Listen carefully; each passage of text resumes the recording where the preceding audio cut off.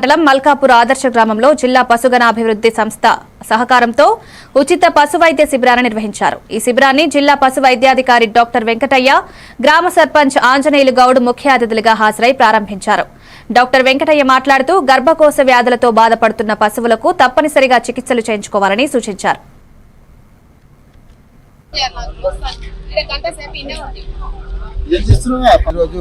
మెదక్ జిల్లా తూప్రాన్ మండల్ ఆదర్శ గ్రామమైనటువంటి మల్కాపూర్ ఆదర్శ గ్రామంలో పశు వైద్య శిబిరము ఏర్పాటు చేయడం అయింది।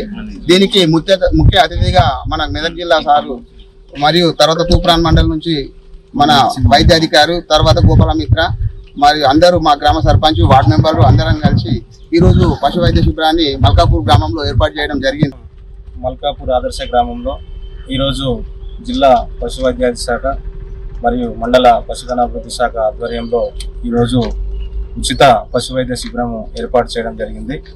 ఈ యొక్క శిబిరానికి ముఖ్య అతిథిగా జిల్లా పశు వైద్యాధికారి వెంకటయ్య సార్ గారు మరియు మండల పశు వైద్యాధికారి లక్ష్మీ మేడం గారు మరియు వారి సిబ్బంది అందరూ కూడా గోపాల మిత్రులందరూ కూడా ఇక్కడికి రావడం జరిగింది।